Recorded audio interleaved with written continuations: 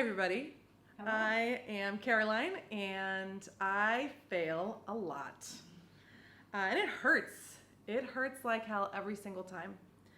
Some of my failures still cut me deeply when I allow myself to think about them.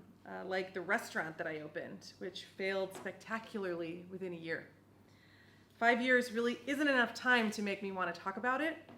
Honestly, it fills my whole body with panic to even bring it up right now. Because obviously, since I am a woman, failing is not just an action. When women fail, we are failures. Failing becomes an indictment not on the event, the project, situation, on the moment, but on who we are as human beings. We don't need studies to show us, although there are many that do, that we are subject to extreme criticism. And it hurts us.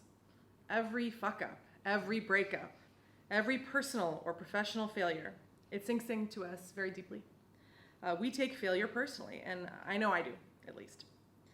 Let's look at the definition of the word fail. We see words like deficient, judged, rejected, inadequate, faulty, broken.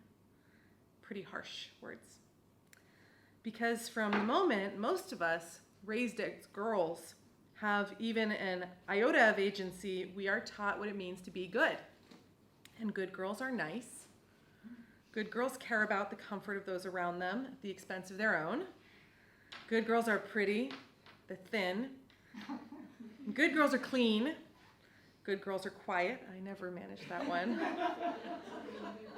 Good girls are also smart, and they have to get good grades.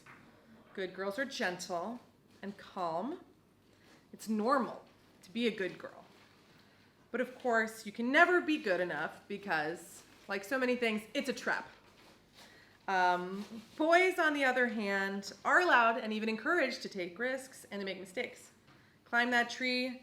It's okay if you fall. It's okay if you come home dirty with cuts and bruises. Get in fights. Boys will be boys. Now, I'm not suggesting that the patriarchy doesn't harm men in other horrible ways, because of course it does, but that's a different discussion.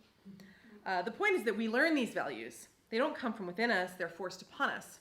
And for girls and then women, our worth is tied to our ability to be good at everything that we must do, everything we're allowed to do, all the time, and we have to look good while we do it. Obviously, none of this is new. None of this is anything that you don't know. So back to my failures. I've always been a failure even when I'm succeeding. I've never been, and I never will be, skinny enough for global beauty standards. I've never been calm or quiet. I am smart in the societally acceptable way of academics. I went to Oxford for my undergraduate degree, certainly my biggest achievement. And that was hot on the heels of the humiliating failure of having been held back my sophomore year of high school when I moved to London. And that's something I never talk about. I'm still embarrassed by that 20 years later. Oxford was a system that really suited me because you were not obliged to show up. The only thing that actually counted towards my final degree were the exams at the end and my dissertation. I remember a good friend of mine telling me how shocked he was that I managed to do so little work and still pass. And honestly, I'm still pretty proud of that. Even though I spent the majority of my time at Oxford drinking and avoiding work, I still felt humiliated when my dissertation, something that had tortured me to produce, and ultimately that I had been proud of, got poor marks and knocked down my final result. My degree was in archaeology and anthropology, and I had written about the material culture of the modern kitchen, how it had freed up time and energy for women to pursue things like not scrubbing copper all day. I'd love to read it again, but I never saved a copy. It was deemed not good enough by a group of grisly old white men who used to run around African forests in safari helmets. I accepted their diagnosis and abandoned my work with shame. It was unworthy of being reread or appreciated. After that, I succeeded briefly. I got a good above entry-level job at a wine distributor in London. I was impressive because of all the drinking I'd done during my time at Oxford, where I had been a part of the Blind Wine Tasting Society and had competed in the varsity blind tasting match against Cambridge. I didn't last long in my sales job. I was groomed by a superior who grossly took advantage of me, and I still do hate myself for having an affair with a married man. I definitely failed at being a good girl there. And I failed at not letting it hurt me when it inevitably blew up. It wasn't until the Me Too movement I realized my biggest failure was that I had spent years failing to blame the right person. I failed to protect myself. I left London altogether, unable to exist in the same orbit as him, a story I saw reflected in the 2020 Me Too scandal that rocked the court of master sommeliers. These powerful men can exploit and hurt us, but we're the failures. We move, we start over, we lose our careers. I moved to San Francisco, back home, sort of. I failed to love it, or even like it. I failed at finding a good job in the wine industry. I failed at making friends. I was not good to myself. I drank way too much. I smoked a pack a day of American spirits, the blue ones. The restaurant failed, and I fled back to Europe to live on my dad's couch in Paris. But I failed in Paris too. I didn't find a job, I didn't make any friends, and mostly did what I'd done back in the Bay, but with Provençal Rosé instead of IPAs. But that summer I came to Lyon. I came here for a homestay program to improve my French. And as the French would say, I had un feeling. So I moved here almost exactly 5 years ago, and things got better. I quit smoking. I have reduced my drinking, which is an ongoing battle. I cook more, and I made sure to have a bathtub after a decade without one.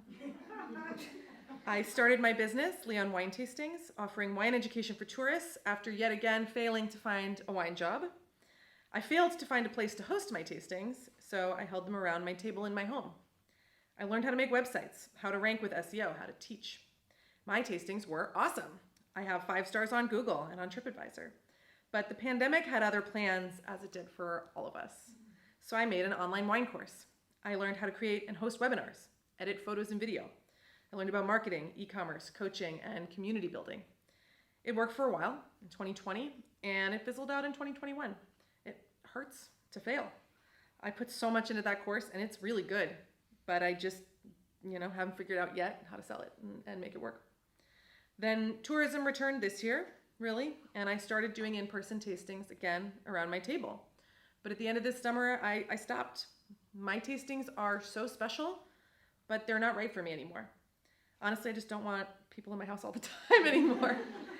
And I'm learning that this isn't a failure. I'm learning to trust myself, to let things go that aren't working. I'm open to new ideas and bringing back old ones. I will relaunch that wine course for sure, maybe one day soon. And tastings will always be around in some form or another. I'm learning that one of my superpowers is being a jack of all trades and learning new skills. And combine that with a little recklessness, and bam, every time I've failed, I've done something completely different and gone for it and learned something. I'm learning that I thrive on projects, that I should focus on what pleases me to work on for the period that it pleases me. I want to let things go and then bring them back and mix them up and make something new. I don't know if I'll ever find a thing. I'm always going to love changing it up. I am allowed to do that in my business, even though it's not normal. And I say yes, as I say yes to a business that feels good, I also find myself wanting to say yes to taking care of myself, to finding balance, working more with food, to ease some of the pressure of working with wine. Saying yes to feeling good means getting more comfortable with saying no, as we all know. Actively choosing to protect my energy and my body.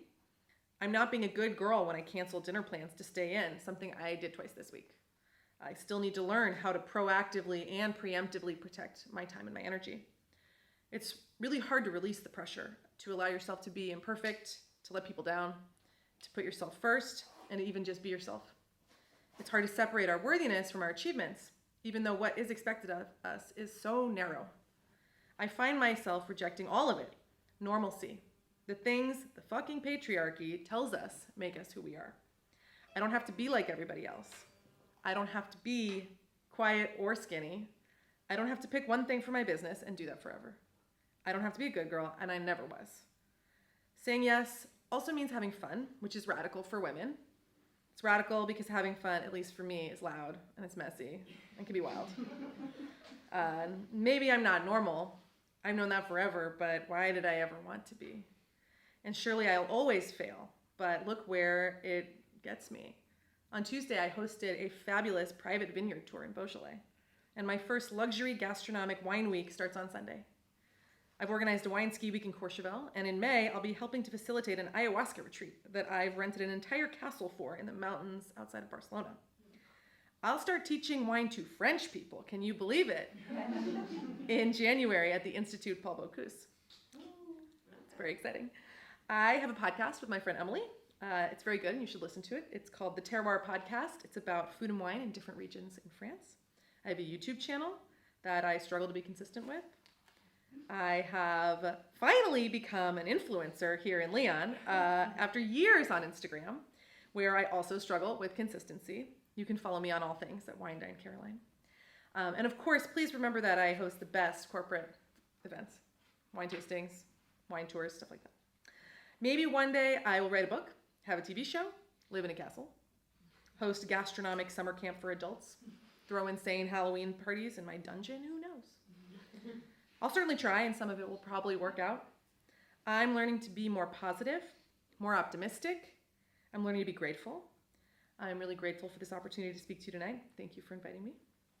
I'm so grateful for my beautiful life here in Lyon. I'm a food, wine, and archaeology nerd. This is my place, right? I get to eat at fabulous restaurants all the time, go to fun food and wine events. My home is a fantasy, a beautiful historic silk weaver's loft. I live 1 block away from one of the world's greatest food markets, and 45 minutes I can be in Côte-Rôtie. If I give myself 2 hours, I'm skiing in the Alps. You know, for me, this is the most beautiful city in the world. I love it here. And I'm so grateful for the powerful friendships I've made since I came here. My friends are interesting, smart, funny, creative, and adventurous. I have friends in their 70s and friends in their teens from all over the world. Like my longtime friend Kelly, who was at my first ever wine tasting 4 years ago. We became friends that day, and her continuous support is the reason I'm here tonight. Kelly has taught me a lot about life, personal growth, and self-care. I think self-care when you're an entrepreneur is also about loving your business and having the power to change things that don't work. My business is an extreme example of that, but it is true that as entrepreneurs, we get to decide how it is. I won't lie and tell you that I feel positive about my business all the time. I'm trying and learning to curb my impatience and my desire for perfection. I'm coming to believe that if I stop being so hard on myself and I work with myself instead of against myself, a different flow will kick in and I'll feel a shift. And I already do. I feel it right now. You know, this is my first time as a speaker and it's been a goal and a dream of mine for a while now. So my business is so fun and dynamic. I'm so lucky to learn new things all the time, be creative, embrace my gifts, and foster an incredible community. I get to decide to recover from failure and learn from it. I get to redefine it altogether. My business hasn't failed. It might not be where I want it to be, but it is alive. It survived the pandemic. My brand is growing, and I'm realizing a lot of dreams that have been in motion for a while. My business is good enough right now and getting better all the time, just like me. This is what happens when you learn and grow and level up. It's about being yourself and taking care of yourself. It's about letting your best be good enough and giving yourself grace when your best is a bit shit. I'm at the beginning of my journey of releasing old shame and leaning into my gifts. And I know that I will feel like a failure many times in the future. I'll continue to disentangle my worth from my business, my career, the other metrics society decides are important.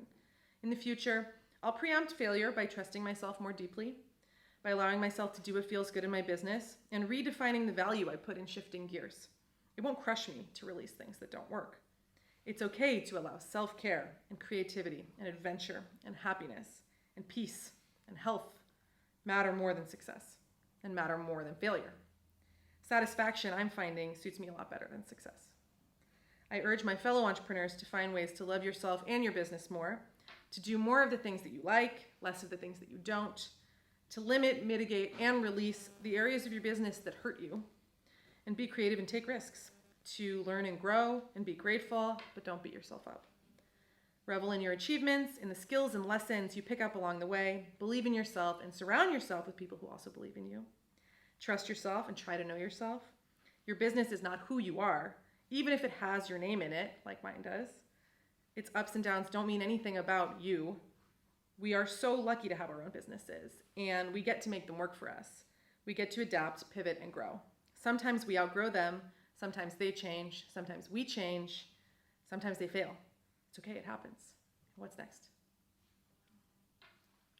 Thank you.